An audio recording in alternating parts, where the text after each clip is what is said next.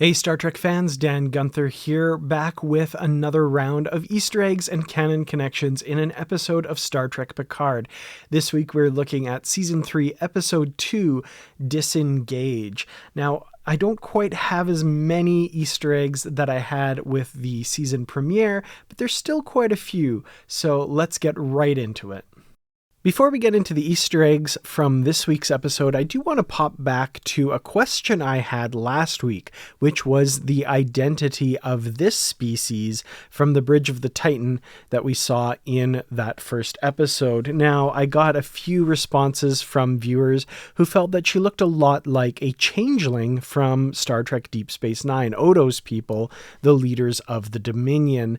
And while I do see some basic similarities, this is definitely not a changeling. I really don't think there would be changelings in Star Trek Picard, and certainly not in Starfleet. Instead, we have since found out from the showrunner that this is a brand new alien species called the Nonacam. I'm not sure if I'm pronouncing that correctly, but they were named for makeup artist Jimmy McKinnon, who came up with the design.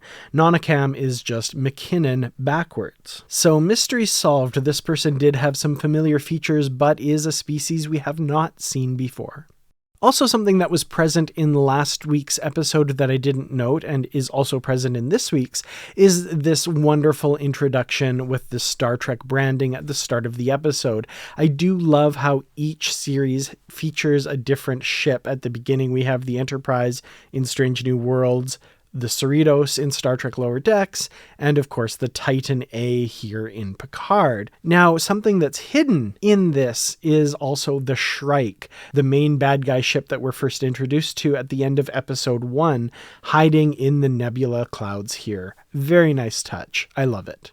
We start with a flashback to 2 weeks ago aboard the SS Ilios, and we hear the song Star Child by Baby. Now, this song is about a child being born in space.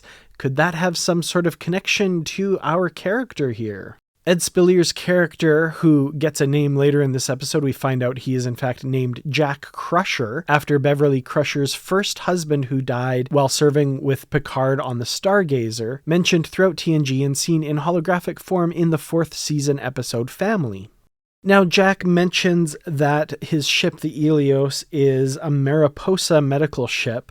There were a couple references here, and I kind of went down the wrong track at first trying to figure this one out. So, Mariposa was the name of a planet from TNG's 2nd season, Up the Long Ladder, and I thought maybe this ship was flying the flag of Mariposa. It was registered there. However, that does not seem to be the case, and Mariposa is, of course, a reference to the Clínica Los Mariposas from Season 2 of Star Trek Picard. This was the clinic run by Teresa, and Rios joined up and when he stayed in the past last season, and their efforts to bring medical help to the world seems to have spread beyond Earth and become an interstellar organization here, which the SS Ilios and the Crushers are a part of. We even see later in the episode, confirming this, the logo of the Mariposa Clinic on the wall of the Ilios. So very nice touch there, nice link to Season 2. Jack mentions that the planet is currently suffering from an outbreak of Talarian fever. If this sounds familiar, that may be because the Talarians were an alien race introduced in Season 4 of Star Trek The Next Generation in the episode Suddenly Human. Now, when I first heard this, I immediately thought of Tarelian Plague, which was a sickness talked about in Season 1 of TNG in the episode Haven. However, he very clearly does say Talarian, not Tarelian. They really need to diversify the names of T-alien species, I think. We see this crate of medical supplies, and if you look very closely right before it's opened, this label says that in the event of a water landing, this crate can be used as a flotation device. This would seem to be calling back to Data's line in Star Trek Insurrection when he informs Picard that he can be used as a flotation device, much to the chagrin of Star Trek fans everywhere. The Fenris Rangers come upon the Ilios, and we see their ships that we were first introduced to in Season 1. 7 of 9 flew a ship very similar to this one. While they're inspecting the cargo aboard the Ilios, they come across this crate, which is marked Cordrazine. Cordrazine was the drug that Dr. McCoy accidentally injected himself with that led to the shenanigans in the TOS episode, The City on the Edge of Forever. Inside the crate marked Cordrazine is not Cordrazine, but instead Romulan ale. And this Romulan ale is packaged in bottles very similar to the one that Dr. McCoy presented Kirk with in Star Trek II, The Wrath of Khan, which was the franchise's introduction to Romulan ale. After this flashback, we're back in the present, and we see briefly flashing on this computer screen the ship's computer trying to identify this new ship, declaring that it is not any known design. Before that, it flashes through 4 different designs that we've seen in Star Trek before. A Romulan Dideridex-class warbird, a Cardassian freighter like the Grumall seen in Deep Space Nine, a Vulcan shuttle first seen in Star Trek The Motion Picture, and a Jem'Hadar battle cruiser seen in Deep Space Nine. Now, interestingly, the diagram of the battle cruiser is upside down, much like it is in the Star Trek Encyclopedia. The menacing spacecraft destroys Picard, Riker, and Jack Crusher's way off the ship, the shuttlecraft that they took from the Titan. As the debris flies towards the camera, we see that the shuttlecraft is named the Savick. This is, of course, named after the character introduced by Kirstie Alley in the film Star Trek II, The Wrath of Khan, and continued by actress Robin Curtis in Star Trek III, The Search for Spock, and Star Trek IV, The Voyage Home. Now, interestingly, through some outside of the show background information given by the showrunner, we know that Savick was actually the captain of a previous starship Titan in the 23rd century. So Savick is part of the Titan's lineage, and it's pretty cool that there's a shuttlecraft named after this classic character.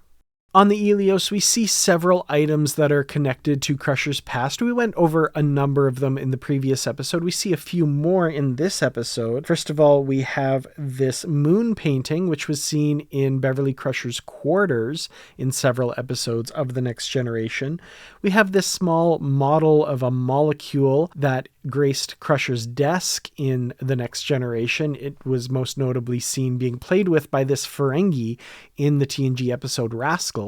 And very hard to see here is this photograph of Wesley Crusher, Dr. Crusher's first son, who of course was a main character for several seasons of The Next Generation and appeared as a traveler in Season 2 of Picard. We also catch a glimpse of this away team med kit that was first seen in TNG Season 5. Dr. Crusher often sported this on away team missions. Catching up with Raffi on La Sirena now, we see her talking with her handler following the horrific terrorist attack at the end of the last episode. The handler is once again not volunteering a ton of information, and we see during this exchange the handler says, "Do not seek blame, do not seek anger." This was shown in the closing credits of the previous episode. I'm assuming that throughout the 10-episode season, we'll see little bits from the credits pay off as we go, and I'll definitely point those out as they come. Lorak Tuluko's criminal record is shown on screen here in La Sirena, and if you pause it, there are some interesting little connections here. First of all, under known associates, we have Fen of Vendor. The Vendorians were a shape-shifting species first introduced in Star Trek the Animated Series. And also under known associates, we have Tybak of Romulus. He was the Romulan in the TNG episode The Mind's Eye, played by John Fleck, who kidnapped Geordi LaForge and used him in a plot to assassinate a Klingon.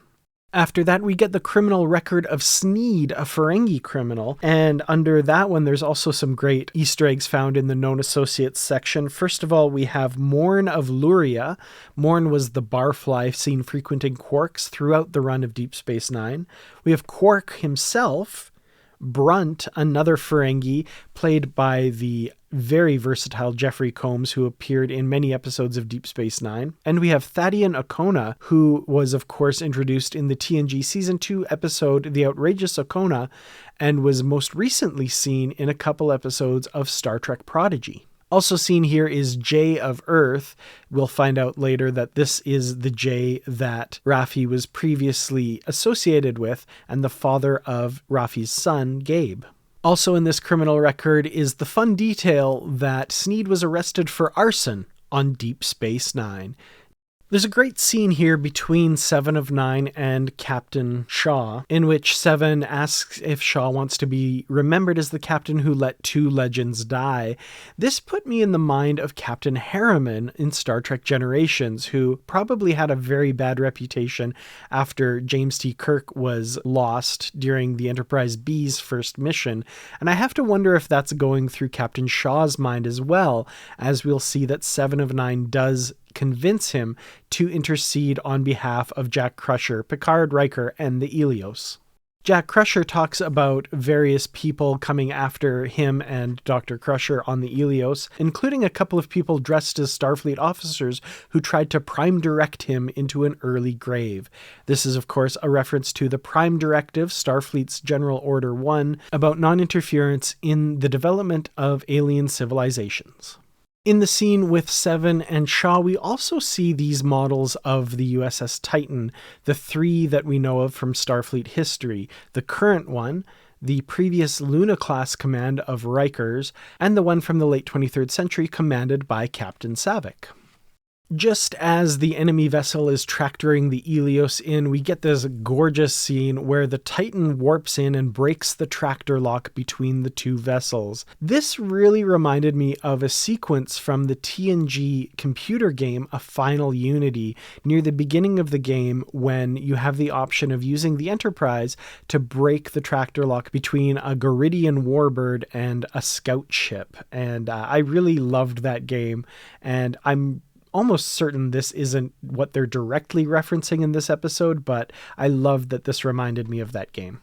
Back on Metalis Prime, we get a scene between Raffi and her ex, Jay, and this scene does not do much to endear me to Jay. He seems like not a great person. He makes Raffi choose between having him set up a meeting between her and Sneed and putting in a good word with their son, Gabe. Gabe was the son that we saw in the first season Picard episode Stardust City Rag. He and Raffi have been long estranged throughout most of Gabe's life. Meanwhile, back on the Titan, we are introduced to Vadic, played by the amazing Amanda Plummer, and boy does she ever chew scenery in this episode. Amanda Plummer, of course, is the daughter of Christopher Plummer, who played General Chang in Star Trek VI, The Undiscovered Country. Honestly, I really enjoyed Amanda Plummer's performance in this episode, and I kept waiting for her to just completely go off the rails like her character in Pulp Fiction. However, the fact that she keeps calm and cool and collected throughout, just giving us the kind of creepy giggles and signs that she's just really enjoying herself here, really creeped me out. Excellent performance by this wonderful actor. When Vadic addresses Jean-Luc Picard, she says, "Jean-Luc Picard, in the synthetic flesh." This, of course, refers to the fact that Picard is no longer inhabiting his original body, but instead is inhabiting the Golem body from the end of Star Trek Picard Season 1. I love that they reference this. It's something that a lot of people were saying they would just forget about and kind of ignore. It's definitely acknowledged here, which I find a very interesting choice. In analyzing the weaponry of Vadic's ship, the Shrike, among the weapons listed are isolytic burst warheads. This is a reference to the film Star Trek Insurrection. Isolytic burst warheads are a subspace weapon that were banned by the Khitomer Accords, according to that film. In this scene, Captain Shaw goes over the aliases of Jack Crusher that he's used over the years. Among Crusher's aliases is James Cole. James Cole is a character from Terry Metalis' other show, 12 Monkeys. This scene between Picard and Jack Crusher is wonderful, a really great scene, and in it there are a few other Easter eggs to find here. We find out that Jack Crusher was accused of organized crime on Andoria. Andoria is the homeworld of the Andorians, the blue-skinned antennaed people, first introduced in Star Trek the original series. He's also accused of terrorism on Bionar 3. The Binars were seen in TNG Season 1 in the episode 11001001. And he's also accused of killing a Falsetian, although Jack Crusher in his defense says that Falsetians go into a deep hibernation. So was he really killed or just put to sleep? Now, Falsetians would seem to be named after Nicole Falsetti, who is a member of the behind-the-scenes crew of Star Trek Picard. So a nice little sly reference there. Meanwhile, Raffi finally catches up with Sneed and gets that meeting she was looking for, and we meet this Sneed character, played by Aaron Stanford, who played the aforementioned James Cole in 12 Monkeys. You may also recognize him underneath all that makeup as Pyro in the film X2 X-Men United. We find out that Sneed collects human things, old things particularly, including this baseball, which definitely reminds me of Ben Sisko. I really hope it's not his. We also see a hand grenade, a bottle of Coca-Cola, this bottle which would seem to be of Sluggo-Cola. Also in the background we see the top of the Negus' scepter. There's also on the table a Klingon blood wine goblet, first seen in TNG. And there are probably many, many more references with the items in this room. I definitely did not get them all, but I'd love to hear from anybody who saw more in the comments below. I'd also like to mention Sneed's costume, which features a lot of fur, which of course puts me in mind of the first season Ferengi back in the TNG episode The Last Outpost. In this episode, Sneed mentions Section 31, the supposedly secretive arm of Starfleet that does the dirty work, similar to the Romulan Tal Shiar or the Cardassian Obsidian Order. They were first introduced in Star Trek Deep Space Nine and were subsequently seen in Star Trek Enterprise, as well as featuring heavily in Star Trek Discovery. Sneed calls the drug that he gives Raffi Splinter, which relates to an important plot point from 12 Monkeys. So Terry Matalas is definitely borrowing heavily from the previous show that he worked on. When things turn bad for Raffi, she is rescued at the last moment by a mysterious warrior whose identity is revealed very quickly. However, I do want to say, for that split second when you see the sword, my brain immediately went to Elnor, just for half a second before the thinking part of my brain took over and realized that's not who this was. But for just half a second, I thought maybe they lied to us and Elnor is in this season. That is not the case, but I am not disappointed at all because it turns out to be Worf. Worf is the latest TNG addition to the Star Trek Picard cast. He, of course, played Worf in all 7 seasons of Star Trek The Next Generation, 4 seasons of Star Trek Deep Space Nine, 4 TNG feature films, and also played Worf's grandfather in Star Trek VI The Undiscovered Country. This all feeds into my thesis that Star Trek is the story of Worf. Worf's new weapon in this episode is called a Kurleth, according to behind-the-scenes information. It was designed by Dan Curry, who also invented the Batleth. Also, when Worf appears, we get a few notes of the famous Klingon theme by Jerry Goldsmith, first heard in Star Trek The Motion Picture, and also heard in Star Trek First Contact and Star Trek V The Final Frontier, and a couple other times as well. It's very cool to hear that here as the triumphant introduction of Worf in this episode. And finally, at the very end of the episode, we get final confirmation that Jack Crusher is indeed Jean-Luc Picard's son, and that is where we leave the episode and the Easter eggs that I found this week. Well, those were all of the Easter eggs and canon connections that I was able to find. Please let me know what I missed in the comments below. I would love to hear from you. Thank you so much for watching, and thanks, of course, to the Positively Trek Patreon supporters over on patreon.com. I really do appreciate each and every one of you. Thank you so much for supporting the show as well as just for watching. I really do appreciate that as well. So next week we have Season 3, Episode 3, 17 Seconds. So join me for that. I'll see you then. Until then, as always, live long and prosper.